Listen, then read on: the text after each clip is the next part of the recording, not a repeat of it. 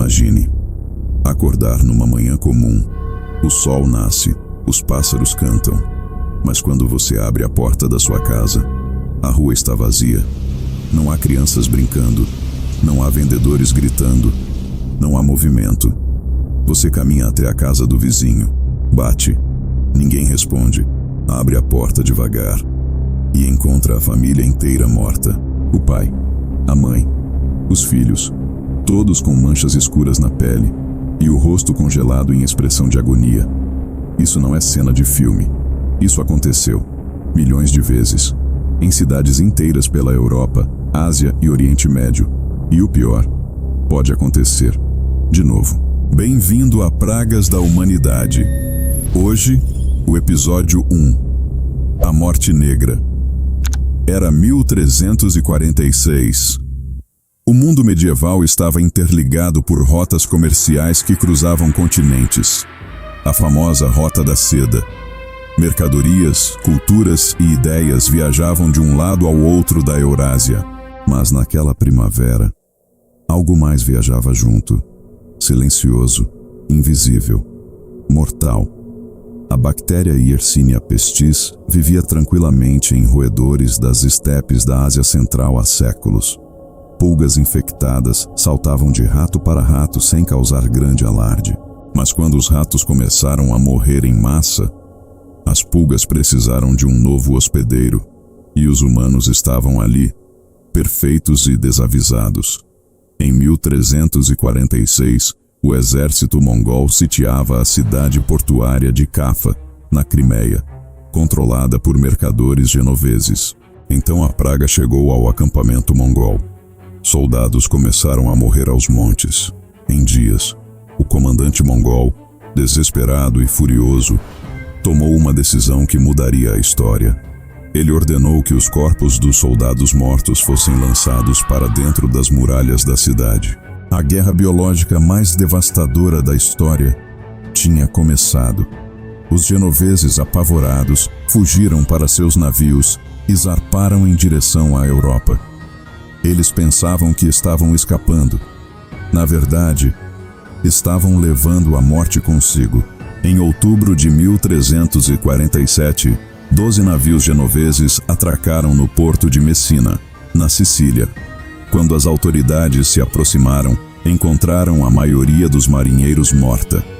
Os que ainda viviam estavam cobertos de inchaços negros que vazavam sangue e pus. As autoridades ordenaram que os navios partissem imediatamente, mas era tarde demais. A morte negra havia chegado à Europa. Você acorda com febre alta, 40 graus. O corpo inteiro dói, como se cada osso estivesse sendo quebrado por dentro. Então você nota uma inchação no pescoço, dura, quente, do tamanho de um ovo. No dia seguinte, cresce para o tamanho de uma laranja. Começa a escurecer. A pele ao redor fica preta e necrosada. Isso é um bubão, daí o nome peste bubônica. E ele não aparece só no pescoço, aparece na axila, na virilha, em qualquer lugar onde há linfonodos. A dor era indescritível. Relatos medievais falam em gritos que podiam ser ouvidos da rua, mas a peste bubônica não era a única forma da doença. Havia a peste septicêmica, que entrava direto na corrente sanguínea. A pele ficava completamente negra. A morte vinha em horas, não dias. Alguns morriam antes de qualquer sintoma aparecer. E havia a mais temida de todas, a peste pneumônica.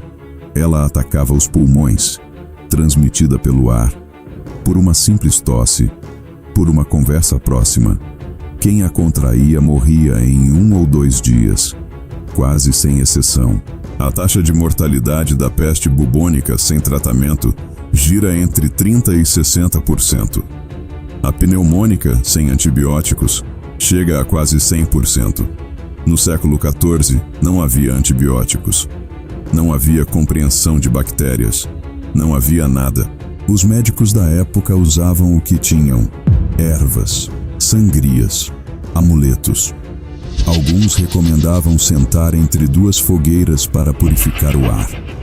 Outros acreditavam que cheirar flores poderia proteger. E é daí que vem a cantiga infantil Ring Around the Rosie, uma música sobre a morte. Entre 1347 e 1353, a morte negra varreu a Europa de sul a norte, de leste a oeste. Veneza perdeu 60% da população em 18 meses. Paris perdeu metade dos seus habitantes. Há registros de vilarejos inteiros que simplesmente desapareceram do mapa. Não há como saber quantos, porque não sobrou ninguém para contar. Estima-se que entre 75 e 200 milhões de pessoas morreram em todo o mundo. A Europa perdeu entre 1/3 e 2/3 de toda a sua população em menos de uma década. Para você ter noção da escala, seria como se hoje no Brasil 80 a 160 milhões de pessoas morressem em 5 anos. O tecido social se desfez completamente. Pais abandonavam filhos doentes. Filhos fugiam de pais moribundos. Os relatos da época descrevem uma solidão radical. Morrer sozinho, sem ninguém para segurar sua mão, sem um padre para dar a extrema unção, sem família para enterrar o corpo.